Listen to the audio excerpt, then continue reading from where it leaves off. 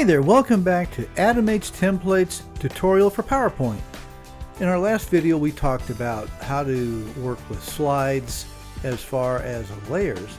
In this video we're going to talk about multi-slides. So instead of having a single slide with lots of layers, in this one we're going to have multiple slides. The reason we have multiple slides, this will allow you to add more photographs and lengthen the actual animate. And the ones we've created are ones that are for businesses that would want to showcase different items. In this case, we have real estate. This allows a realtor to showcase either a single home or several homes, and also some of the features that the houses may have, the kitchen, bathroom, bedroom, etc. So let's first talk about how we built this. Each slide, like before, is going to have layers. And we can open the selection pane and see the layers. So these are the layers for this slide.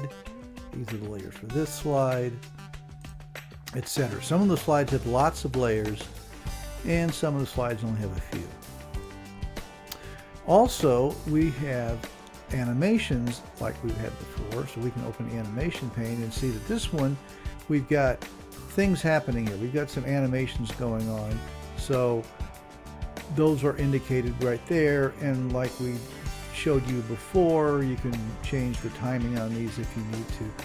At this point, I would recommend try to leave these intact because they follow the slideshow, which I'll talk about in a second on how the slideshow works. On this, you can see there are no animations, but what we do have here is an image that we're going to want to change out.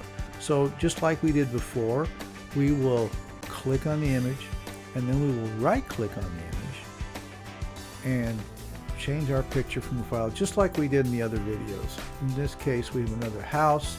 We click on insert, and there it is. Obviously the little replace image is just a reminder to let you know that this is just a stand-in, and so you're going to want to get rid of that as well to get going. So that's how you would change the images out. And again, just like we talked about before, you can change out the copy.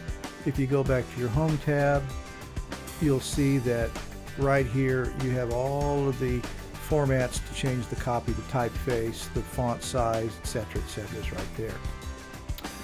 Okay, so multiple slides. How do you add more slides? It's as simple as copying and pasting.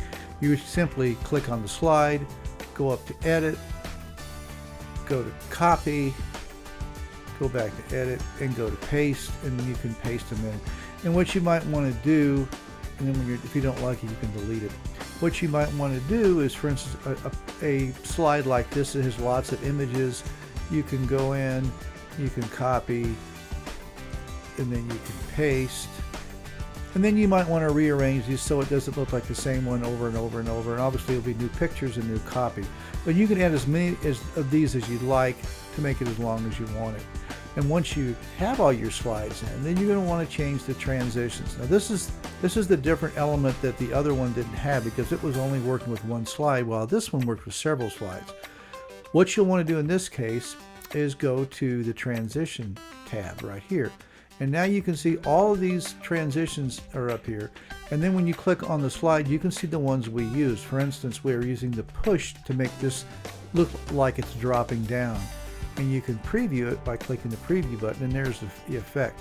You could change it if you go to the options button here. This will change this particular effect and make it, for instance, if we want to go the opposite direction, click it there, and there it is.